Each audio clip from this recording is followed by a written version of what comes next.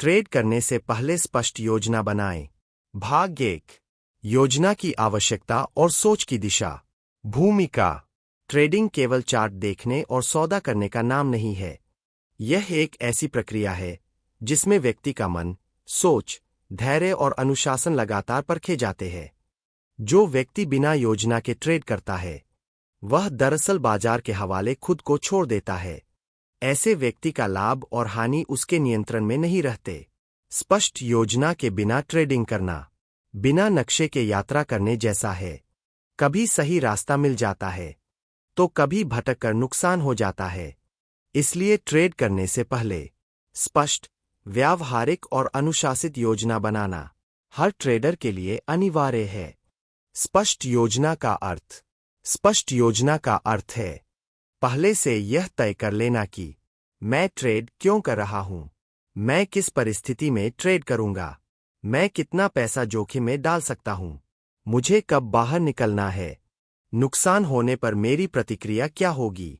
योजना अनिश्चित भविष्य को तय नहीं करती, लेकिन अनिश्चित परिस्थितियों में सही निर्णय लेने की शक्ति देती है।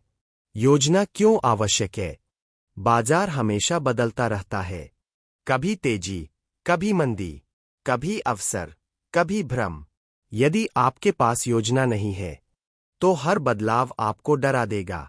योजना होने से डर कम होता है, लालच नियंत्रित रहता है, निर्णय स्पष्ट होते हैं, भावनात्मक गलतियां कम होती है। योजना आपको बाजार से नहीं, बल्कि खुद से लड़ने में मदद करती है। बिना योजना के ट्रेडिंग के परिणाम। बिना योजना के ट्रेड करने वाला व्यक्ति दूसरों की सलाह पर निर्भर रहता है, हर उतार चढ़ाव पर घबरा जाता है, नुकसान के बाद जल्दबाजी करता है, लाभ में भी संतुष्ट नहीं रहता। ऐसा व्यक्ति न तो अपने नुकसान को समझ पाता है और न ही अपने लाभ को दोहरा पाता है। योजना और आत्मनियंत्रण। योजना का वास्तविक लाभ तब मिलता है जब उसके साथ आत्मनियंत्रण जुड़ा हो। यदि आपने नियम बनाए लेकिन उन्हें तोड़ दिया, तो योजना का कोई अर्थ नहीं रह जाता।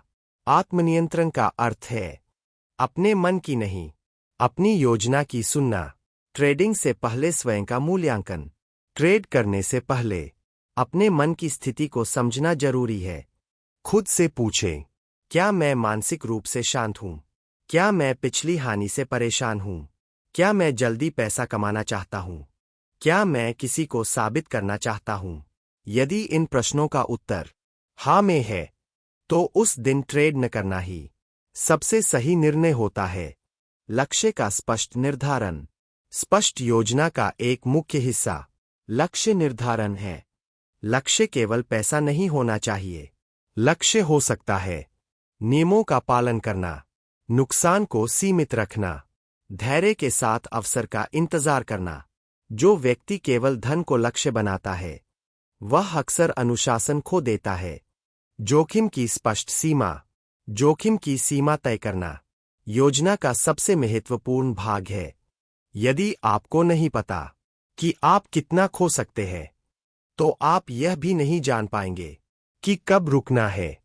जोखिम सीमित करने से मन शांत रहता है और निर्णय स्पष्ट होते हैं। नुकसान को स्वीकार करने की तैयारी। योजना बनाने का अर्थ है यह स्वीकार करना कि हर ट्रेड सफल नहीं होगा। नुकसान ट्रेडिंग का हिस्सा है।